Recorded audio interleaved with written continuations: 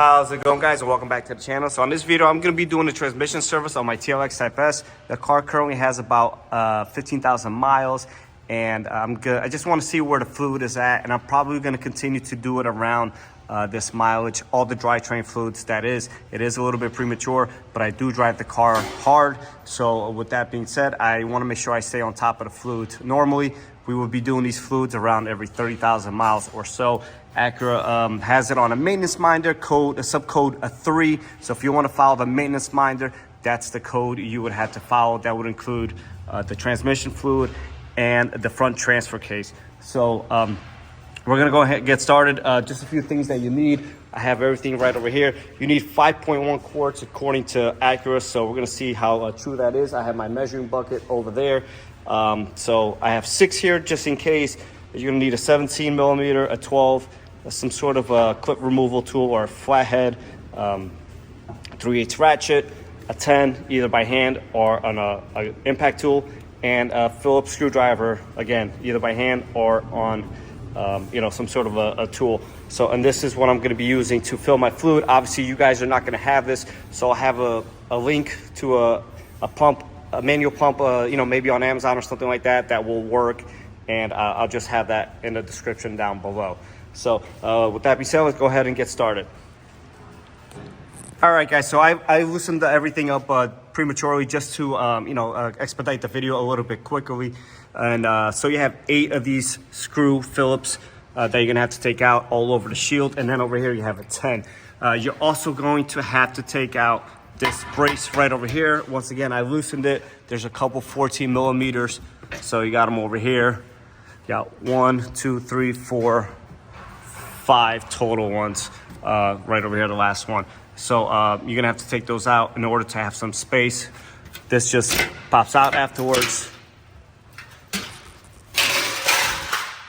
Then once again, this is loose right over here. You have 3, and then you have a clip you're gonna have to take out right in here and right in here. Take those clips out, and you're just gonna have to wiggle this out of the way. And you can leave this on if you want to, but it definitely easier when you remove it. So as you can see, 1, 2, 3, 4, 5 14 millimeter bolts. All right, so this is your drain bolt right over here. You're gonna use a long 3/8 ratchet to tighten it, and typically you would use a shorter one just so you avoid stripping anything. And you're gonna turn it in this fashion. Again, I already cracked it loose, and I'm gonna try to catch the fluid in here for 2 reasons. 1, to see how much is really in there to make it easier on me, and 2, to just take a look at it and make sure nothing suspicious is going on. When you do have a crush washer here that will need to be replaced, I'll have the part number to that in the link as in the description as well. Your dealer should be providing you with crush washers, but sometimes they do not. All right, so we're just about done here, and only about 4 quarts or so came out. So we'll start with 5 anyways, and we're gonna have to check it regardless. So the fill hole is, let's see if I can get a shot in here, right where my finger is. So right over there is a 17. Try to get a little bit better shot for you. So right in there above this little notch right there. So 17 to loosen that. And then you're gonna fill your fluid through there. And your checker is gonna be a 12 right in here. Like I said, there's not much space at all. So to check the level here and to fill it up here. Hopefully you guys got that. So we were filling the fluid. So like I said, I have a pump that does it for me, but if not, you would be doing this by hand. And here it is. So once about 4.5 quarts go in or so, I'm gonna stop it and we'll check it then. All right, so now we've put our fill plug back in temporarily, and we're gonna drive the car through the gears and then come back down and do the level check with that 12 millimeter. I've driven a car on a lift, either on a lift or around your block or whatever, doesn't matter. Just make sure you get a reverse in there as well. Taking out the 12, let's see what we have here.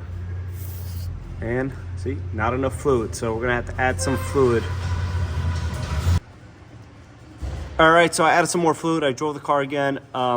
So I took out the 12, and this is what you're gonna wanna see, even a little bit slower. Let it come down to like a trickle, and then just simply put the 12 back in. This doesn't have to be tight, you know, extremely tight or anything like that.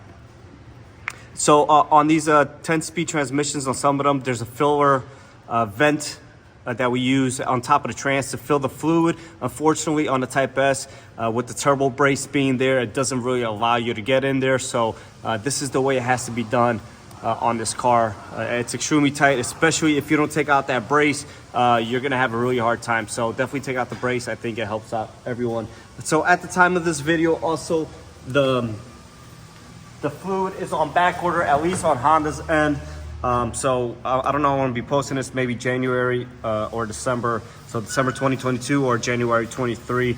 But regardless, so we're actually using the Acura fluid here on the Honda transmissions, which is fine. That is the part number there, the 08200-9015 Apple. So the Honda one, the only difference is it just doesn't have the A at the end, and that's the Honda part number. So if you happen not to be able to find this at an Acura store, check Honda or eBay or Amazon or whatever. That's the part number. The only difference is the A for Acura and nothing for Honda. And regardless, they're the same fluid. You know, just once for Honda, once for Acura, labeled, but that's it. So this is what you're gonna wanna see more or less. So now you can go ahead, put your 12 back. You could replace the crush washer as well on the fill bolt. So you're gonna need a total of 3 crush washers. I'll have the part number for all 3 in the description. But this is the one as well. If you don't replace this one, it's okay.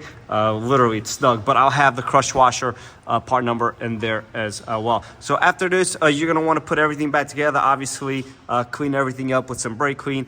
And you are good to go for another 15 to 30 to whatever mileage you want to go to.